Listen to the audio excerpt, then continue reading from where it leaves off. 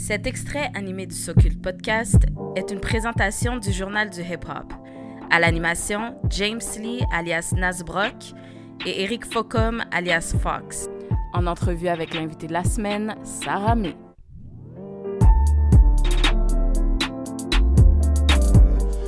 Là, on va embarquer dans la section Socult Dilemme.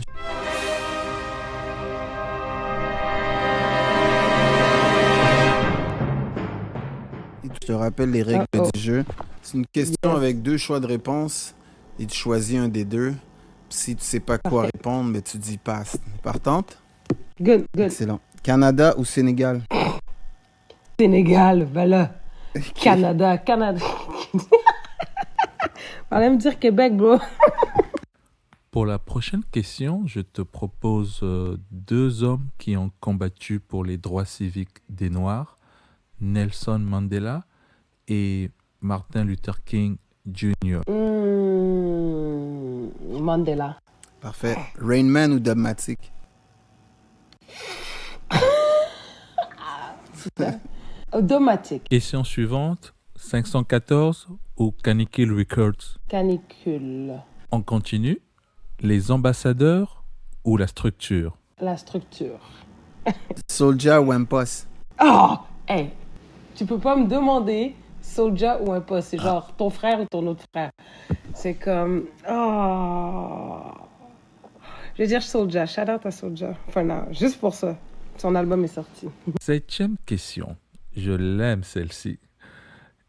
Idris Elba ou Denzel Washington? Quoi? Un bâtard, c'est mes deux. Idris Elba, c'est mon acteur préféré, British. Denzel, je connais, j'ai vu tous ses films. J'ai encore écouté American Gangster la semaine passée. Nice. Arrête. Ah, je suis obligée Denzel. Chloé KDL ou Ruby?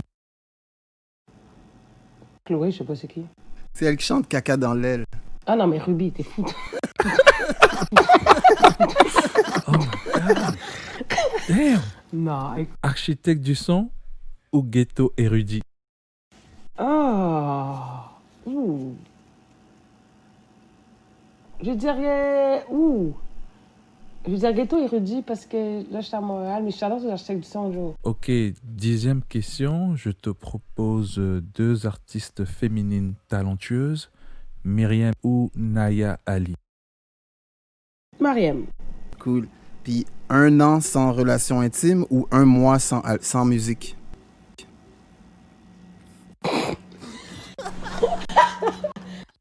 Un mois sans musique, bien sûr.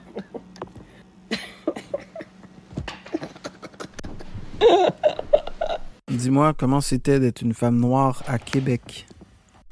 Bah, écoute, je peux pas, tu sais, c'est genre de, je peux pas généraliser parce que je peux juste, moi, je me suis jamais vue comme ça, tu comprends? OK.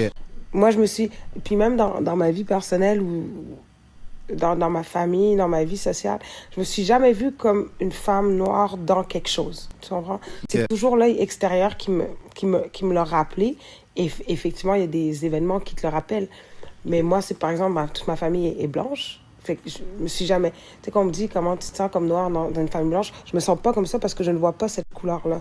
Parce que c'est ma famille. Tu vois? OK. En exemple. Mais écoute, Québec, au moment où j'y étais, c'est sûr que moi, je sortais beaucoup là, quand je suis revenue, là, pour faire mon cégep à Québec, je sortais beaucoup.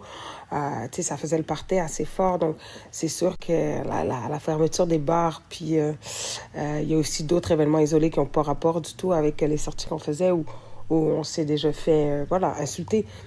Puis je pense que Québec, c'est une société aussi, c'est une ville très homogène. C'est beaucoup moins, c'est pas Montréal, c'est moins diversifié, il y a moins de... moins il y a de diversité, plus il peut y avoir des accrochages puis des événements racistes ou de discrimination, en fait. Ouais.